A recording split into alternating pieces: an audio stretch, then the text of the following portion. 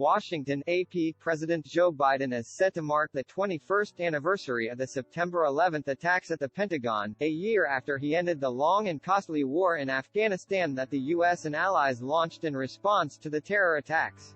In ending the Afghanistan war, the Democratic president followed through on a campaign pledge to bring home U.S. troops from the country's longest conflict.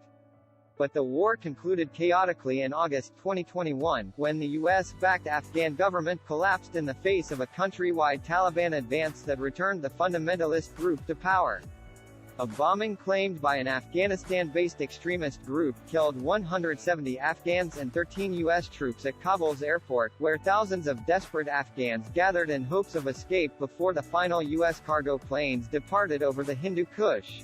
White House National Security Council spokesman John Kirby said Biden in his remarks Sunday will recognize the impact the 2001 attacks had on the U.S. and the world and honor the nearly 3,000 people killed that day when al-Qaeda hijackers took control of commercial planes and crashed them into New York's World Trade Center, the Pentagon and a Pennsylvania field. I think you'll hear him talk about how America will stay vigilant to the threat but also look to future threats and challenges and be able to learn to meet those threats and challenges, Kirby said. Biden marked the one-year anniversary of the U.S. withdrawal from Afghanistan late last month in low-key fashion.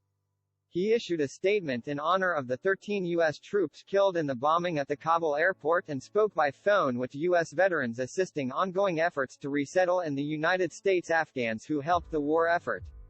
Senate Minority Leader Mitch McConnell on Thursday criticized Biden's handling of the end of the war and noted that the country has spiraled downward under renewed Taliban rule since the U.S. withdrawal. Now, 1 year on from last August's disaster, the devastating scale of the fallout from President Biden's decision has come into sharper focus, McConnell said. Afghanistan has become a global pariah. Its economy has shrunk by nearly a third. Half of its population is now suffering critical levels of food insecurity. First Lady Jill Biden will speak Sunday at the Flight 93 National Memorial Observance in Shanksville, Pennsylvania.